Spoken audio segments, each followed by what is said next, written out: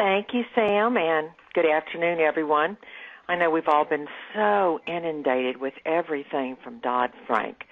Now, today's session focuses on auditing for the loan originator rules. What we're doing here is assuming some back knowledge because there are a myriad of different sessions that address the specifics for compliance. So today we're going to kind of do the highlights of those. Just get a little up front. We're going to go first through these presentation, the slides, and then after the break, after we kind of finish that up, I want to go through the work papers that I provided. Now, those work papers are not be-all, end-all, but I don't know about you, but if somebody at least primes the pump for me, when I'm trying to start something from scratch, I just feel overwhelmed. Now, I know that you're supposed to take everything and break it down in pieces, but sometimes even knowing what pieces to break down are just a little hard to do. So I prepared those for you just as a jumping-off place.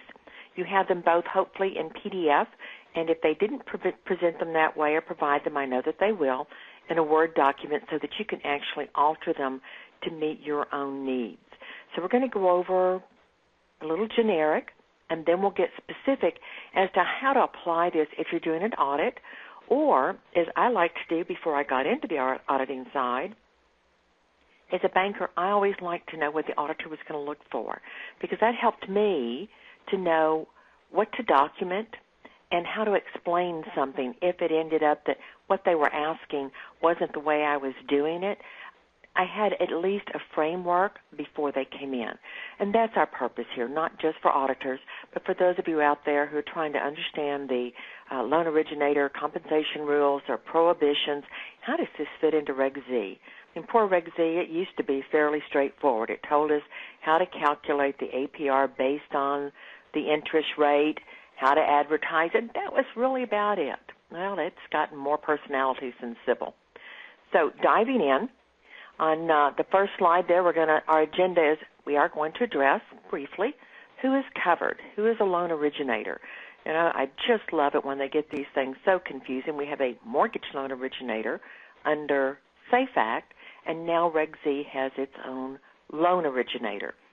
Whenever I try to do some type of instruction, providing information to particularly someone who's relatively new to compliance or to auditing for compliance, I always direct them to go and read the definitions, because obviously here, who is a loan originator is not the same as a mortgage loan originator, not necessarily. So same thing with who is a consumer, what is an application, what is a dwelling. They vary from reg to reg. So here we're going to be looking at who's covered under Reg Z. Exactly what is compensation? Pretty much to me, if you're coming to work and you're not doing it for free, you're being compensated in some way, even if it's just free Starbucks every day. What are the qualifications? Because now we also have that. So what are the qualifications, and then how are you and I as the auditors going to go through that and determine whether or not the individuals who are handling loan origination activities and being compensated for such, are they qualified to do so? Training. We have to provide training. Remember, you don't train, you provide training. We lay it out there. Now, some of the frustration comes in that, the old adage about you send them to school, you buy them books, and what do, they eat the books. Well, sometimes you can lead a horse to water, but you can't make it drink. But you know what? You can hold that sucker's head underwater until the bubbles stop.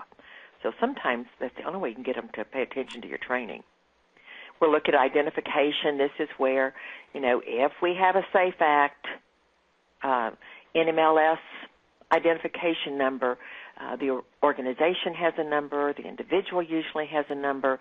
Everything we do has to be numbered, because when we do this, as it applies to the loan origination rules, the individual, the consumer, has to be able to track them back so that if there's a problem, this all started back, like when we got SAFE Act, started out with some of the mortgage brokers. No offense if there's some of you out there, but the mortgage brokers, let's say in Florida, they were doing some slightly shady, they thought were just fine, but ended up not really being, some mortgages or pressuring people into applications or charging too much, whatever it was they were doing.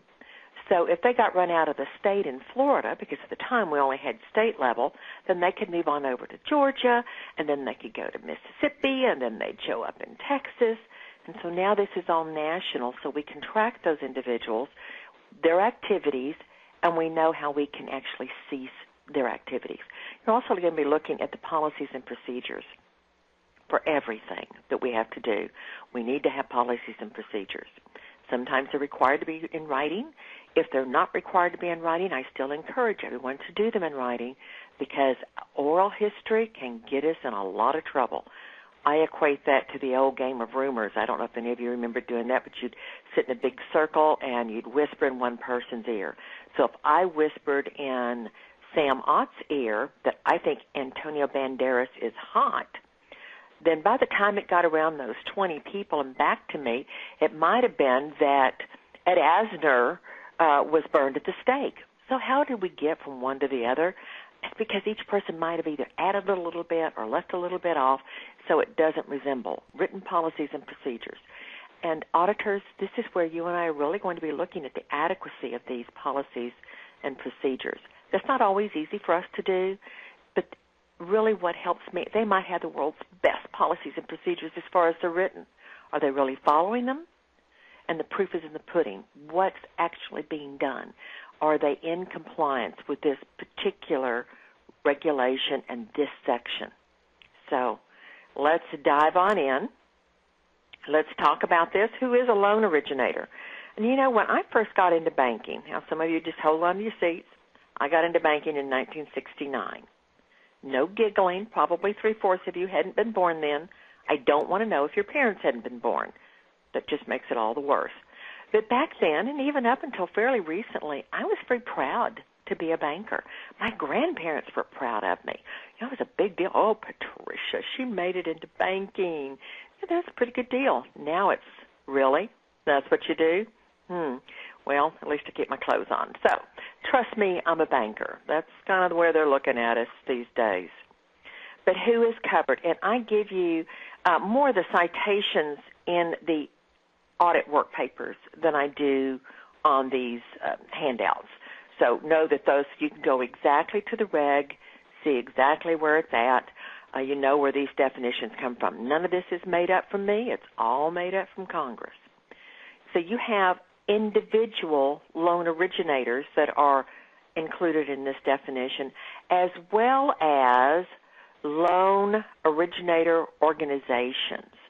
So here we have individual loan originators, and the acronym or the abbreviation is LO. They're natural persons. So I know some of your lenders aren't exactly natural, but we're going to assume that they're people and not entities. They're people such as individuals who perform loan origination activities and work for mortgage brokerage firms or creditors. So whoever you are out there, if you work for a financial institution, you're working for the creditor. So you're not working for the builder, you're working for the one who's providing the loan to fund this transaction. Loan originator organizations are generally loan originators that are not natural persons, meaning a business, a bank, a financial institution, mortgage bank, such as mortgage brokerage firms and sole proprietorships. So remembering, now they brought all this in to cover those mortgage companies that are running around out there. Might be an individual. My soon-to-be new husband is selling his home to his youngest daughter and her husband. So he might be considered, he's a sole proprietor. If he decides, like a crazy person, to get into this more, he would be covered on this. He would be covered. So there's some exceptions. If he doesn't do it 10 or more times in the prior 12 months, if he's an isolated, but if he decides to get into this, even as a sole proprietor, he's going to be considered a loan originator organization versus a loan originator. Now, when he performs the activities himself, he's a loan originator. But once he becomes a sole proprietorship, then he is an entity as well. Thoroughly confused? Yeah, me too. All right, they're covered if they are an organization or an individual that performs loan origination activities for compensation or other monetary gain.